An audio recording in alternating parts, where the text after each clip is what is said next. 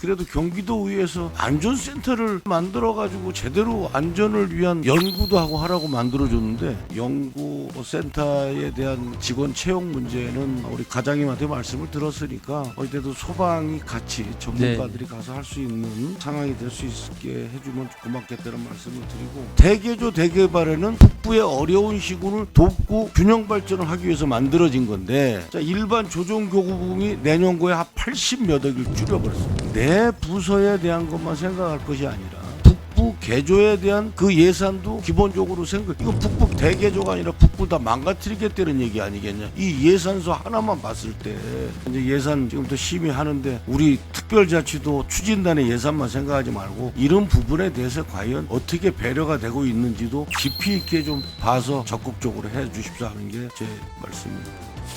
소방산업 발전은 첨단 소방장비 개발로 이어지는 거잖아요. 도민의 이 생명과 재산을 지키는데 매우 중요한 기반이 됩니다. 현재 소방청은 소방산업과하고 소방과학기술과를 이렇게 설치해서 첨단 장비 개발하고 산업 육성을 이렇게 병행하고 있습니다. 반면에 우리 경기도 소방재난본부에는 전담 조직이 전혀 없고요. 관련 업무를 담당하는 직원이 한 명밖에 없는 걸로 알고 있습니다. 소방산업을 전담 육성하는 그런 전담팀을 만들 의사가 좀 있는지. 먼저 결론부터 말씀드리면 의지가 엄청 큽니다. 본 의원도 그 다음 달에 논의할 때 5분 자유 발언을 통해서 소방산업 발전을 통한 미래 소방 비전 제시 이런 걸 주제로 해서 정책적으로 지원을 건의할 예정입니다. 소방재난본부에서도 적극적으로 개선 방안을 좀 마련해 주셨으면 합니다.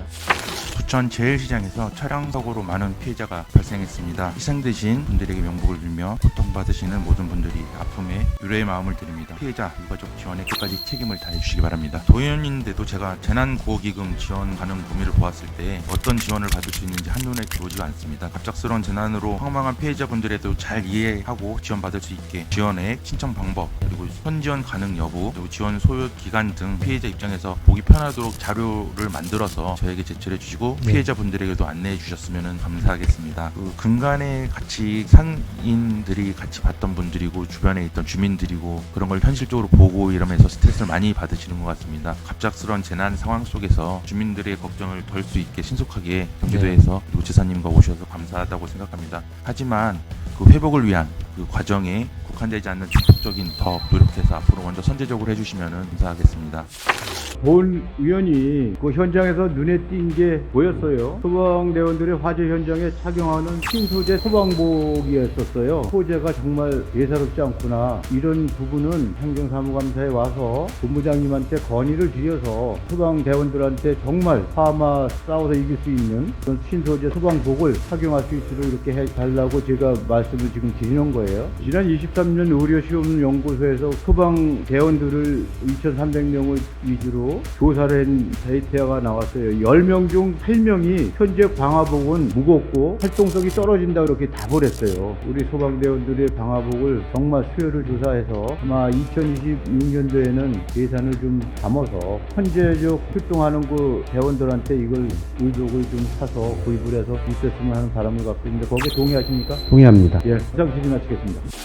남부자경위가 이제 주치자 응급의료센터를 주치해소센터로 전환하기 위해서 이제 병원과 협의 중에 있으시죠? 네, 그렇습니다. 남부자치경찰위원회에서 지금이라도 이렇게 운영을 해주신다니까 정말 다행이라고 생각을 합니다. 도의료원은 병원 측의 이전 요구로 운영 중단 예정인데 경기도의료원 자체가 공공병원이잖아요. 그래서 그 역할을 해야 되는데 주치 응급 관련돼서 운영을 중단 요청을 하는 게 굉장히 좀 안타까운 면이 있습니다. 네. 도의료원과 한번 더 논의를 좀 해서 살펴주시길 바랍니다. 지금 북부 자경위의 경우는 올해 양주시 또 양주 예스병원 그리고 자경위 이렇게 3자가 협약을 맺고 비응급 주치자까지 포함한 주치 통합지원센터를 신설하셨죠. 향후 이제 해당 센터의 운영 방식과 결과 또는 성과를 잘 분석하셔가지고 제 3자를 통한 이제 모델이 확대될 수 있도록 주치해소센터에 관한 관심을 더 기울여 주시기 바라겠습니다. 예.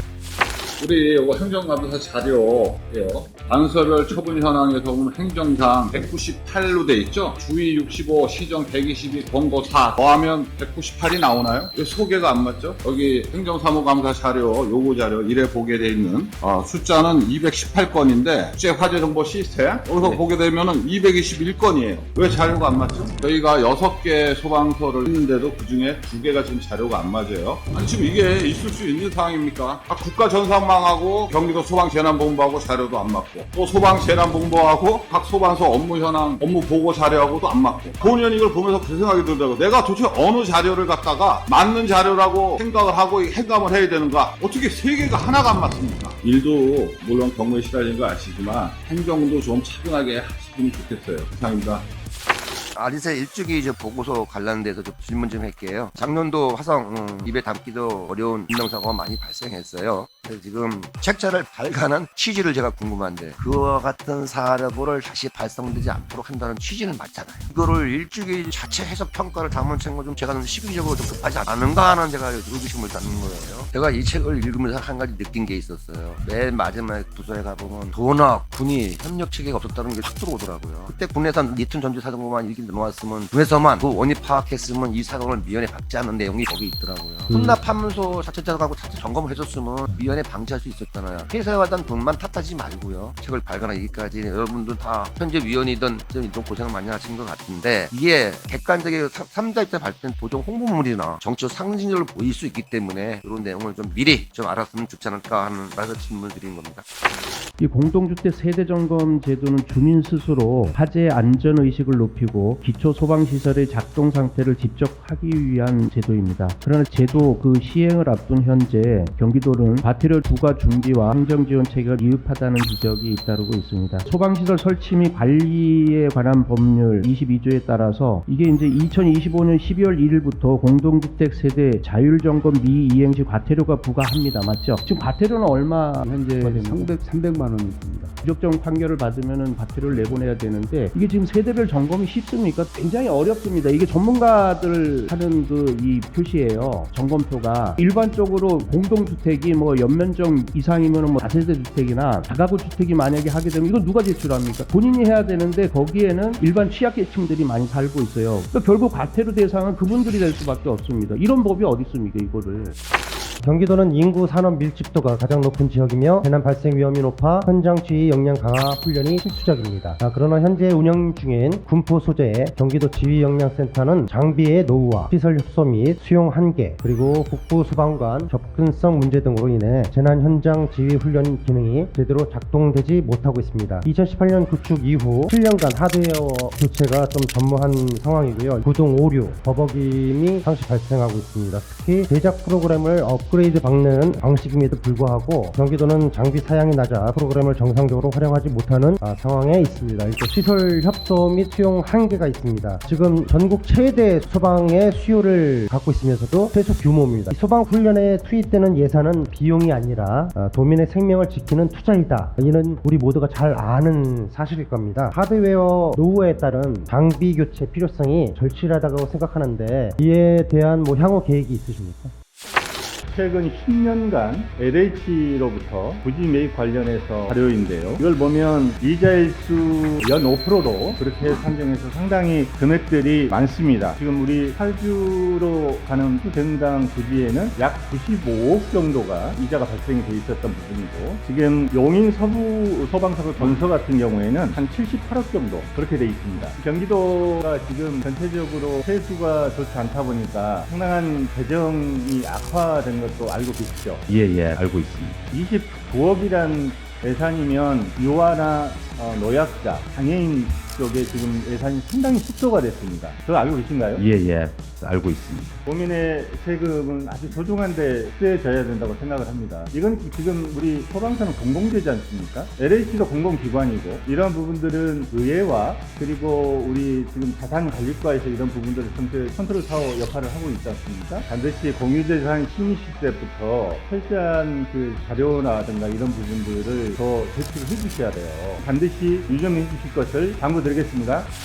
현재 경기도의 119 구급차 3인 1조 운영률은 69%로 매우 낮은 수준을 기록하고 있습니다. 2인 1조 운영 방식은 아주 심각한 문제를 내포하고 있습니다. 인력 부족으로 한 명은 운전을 하고 한 명은 환자를 대응해야 되는, 그러면서도 응급실과 계속해서 소통을 해야 되는 문제가 발생할 수 있습니다. 응급처치가 불가능한 거죠. 심정지, 심근경색, 결단사고 등 이런 중증 환자가 발생했을 때 환자에 대한 대응이 어렵습니다. 엘리베이터가 없는 다세대 주택이라든가 아파트의 경우 환자 이송 자체가 어려운 상황이 발생합니다. 주치자 내지는 폭력 환자 등에 대한 대처가 불가능한 상태입니다. 이런 문제들이 계속해서 누적돼 왔습니다. 경기도 소방재난본부는 이와 같은 2인 1조 운영에 대한 구조적 문제를 인식하고 계신가요? 도민의 생명과 안전을 지키는 아주 중요한 문제이기 때문에 빨리 이것을 좀 중앙정부랑 협의해서 해결해 주실 것을 좀 당부드립니다.